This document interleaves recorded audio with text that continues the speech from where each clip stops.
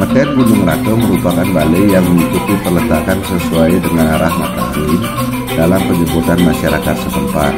Kajo atau Dajo merupakan daerah yang lebih tinggi atau dibaca dengan gunung.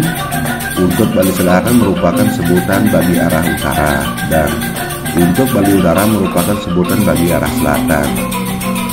Fungsi tradisi Meten Gunung Ratu adalah merupakan tempat tidur bagi orang yang dituakan.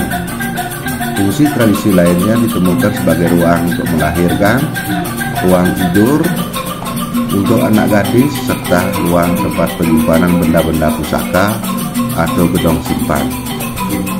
Namun perkembangan fungsi tradisinya juga ditemukan sebagai tempat tidur yang berfungsi sebagai ruang baca dan aktivitas domestik seperti mencari kutu, ngobrol, menjahitkan, membuat bahan persiapan upacara, membaca dan menulis lontar, menerima tamu, rembuk keluarga, serta menghadap pimpinan pada rumah pimpinan umat atau kepemimpinan masyarakat.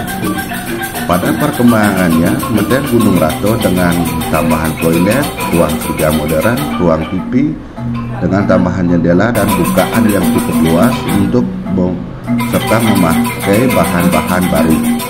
Dalam video ini mengkaji pembuatan Meten Gunung Ratu ditinjau dari kaidah-kaidah arsitektur tradisional Bali melalui transformasi, fenomena good and resultan, kompleksitas.